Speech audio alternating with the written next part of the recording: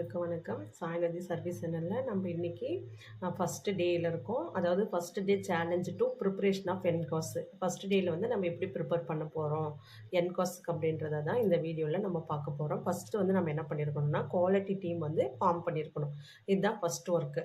Quality team form பண்ணிவிட்டு யார் யார் எந்தெந்த டிபார்ட்மெண்ட் வரீங்க அப்படின்றத வந்து ஃபஸ்ட்டு பிளான் பண்ணிக்கணும்.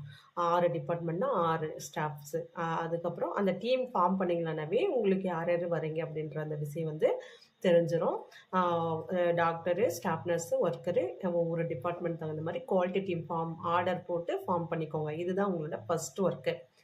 ரெண்டாவது ஒர்க் என்ன அப்படின்னா இன்டர்னல் அசஸ்மெண்ட் வந்து நீங்கள் பண்ணணும். இன்டர்னல் அசஸ்மெண்ட் வந்து எவ்வளோ நாளைக்கு ஒரு டைம் பண்ணணும் அப்படின்னா 3 months ஒன்ஸ் வந்து நீங்கள் இன்டர்னல் அசஸ்மெண்ட் பண்ணி அதோட ஸ்கோரை வந்து நீங்கள் வந்து டிஸ்ட்ரிக்ட் சென்ட் பண்ணணும். டிஸ்ட்ரிக்ட்லேருந்து ஸ்டேட் சென்ட் பண்ணுவாங்க. ஸ்டேட்லேருந்து நேஷ்னல் போகும். இப்படி தான் வந்து என்காஸ் வந்து இந்த வே ஆஃப் வந்து ஜேர்ன் ஆகுது. சரியா? இப்போ வந்து எவ்வளோ ஸ்கோர் இருக்கணும் அப்படின்னு சொல்லி பார்த்தீங்கன்னா எல்லா டிபார்ட்மெண்ட்லேயும் எபோவ் 75 இருக்கணும்.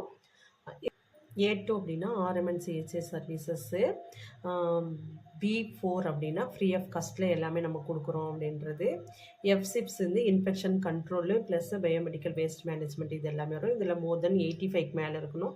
அதர்ஸ்லாம் வந்து எபோவ் 50க்கு மேலே 60க்கு மேலே இருந்தால் கூட ஓகே தான். டோட்டலாக ஓவராலாக அவங்களுக்கு வந்து எல்லா டிபார்ட்மெண்ட்டும் மோர் தென் 75 இருக்கணும். 8 ஏரியா ஆஃப் கன்சர்ன்ஸும் மோர் தென் 70 இருக்கணும். இப்படி தான் வந்து அசஸ்மெண்ட் வந்து பண்ணுவாங்க. அதனால் இப்பயே வந்து நீங்கள் இந்த மாதிரி ப்ரிப்பேர் பண்ணிக்கினா உங்களுக்கு ஈஸியாக இருக்கும்.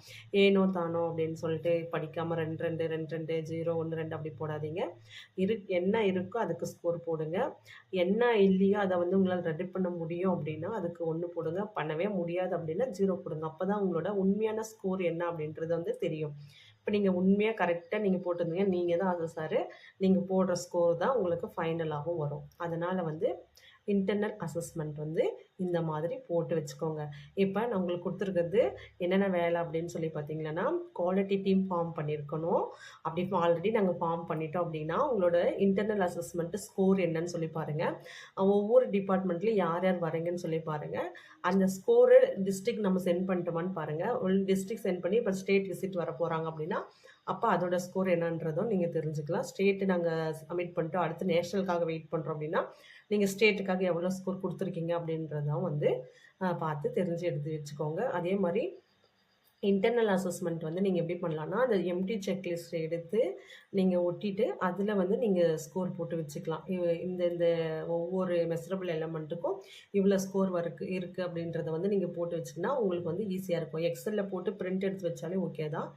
அந்த பிரிண்ட்டவே வந்து ஒரு நோட்டில் போட்டு ஒட்டி ரிஜிஸ்டராக மெயின்டைன் பண்ணாலே ஓகே தான். ஏன்னா அடுத்து வரவங்களுக்கு வந்து எவ்வளோ ஸ்கோர் இருந்தது என்ன அப்படின்றது வந்து ஒரு எவாலுவேஷனுக்கு வந்து ஈஸியாக இருக்கும்.